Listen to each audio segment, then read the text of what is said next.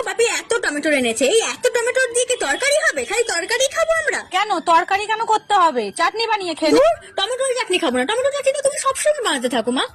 দাঁড়াও, আমি বাড়িতে ধনেপাতার চাটনি করেছো না তুমি আজকে, ওইটা দিয়ে আর টমেটোর দিয়ে আজকে একটা এমন জিনিস বানাবো না, তুমি খেয়ে পুরো একদম চমকে যাবে। মাকে চমকে দেওয়ার জন্য প্রথমে একটা বাটির মধ্যে দিয়ে দিলাম পরিমাণ মতো বেসন, এরপর ওর মধ্যে দিয়ে দিলাম 1 চামচ চালের গুঁড়ো, তারপরে একে একে দিয়ে দেবো নুন, হলুদ গুঁড়ো, লঙ্কা গুঁড়ো, জিরে ধনে গুঁড়ো, এরপর একটা পরিমাণ মতো জল দিয়ে একটা নরমাল ব্যাটার তৈরি করে তার সঙ্গে দিয়ে দেবো সামান্য একটু সোডা। আর হ্যাঁ, আমার ভিডিওতে এত সুন্দর সুন্দর কমেন্ট করার জন্য রিয়াঙ্কা, সাবনুর, সাবিনা, রাহুলকে অনেক অনেক ধন্যবাদ। সরিয়ে রেখে নিয়ে নেবো টমেটো। এবার টমেটোগুলোকে রিং রিং পিস করে খুব ভালো করে কেটে নেবো, তবে বেশি পাতলা নয়, একটু মোটা মোটা করে। এবার টমেটোর মধ্যে যে বীজটা আছে না, সেটাকে ভালো করে বার করে নেবো, তোমরা চাইলে রাখতেই পারো। এরপরে কেটে রাখা টমেটোর মধ্যে ধনেপাতা চাটনিটাকে পুরে দেবো, দিয়ে খুব সাবধানে চামচে করে এই বেসনের ব্যাটারের মধ্যে চুবিয়ে নিয়ে খুব ভালো করে কোট করে নিয়ে গরম গরম তেলের মধ্যে ছেড়ে দিলেই আমাদের এই দুর্দান্ত টেস্ট টমেটো তার সঙ্গে ধনেপাতা স্টাফিং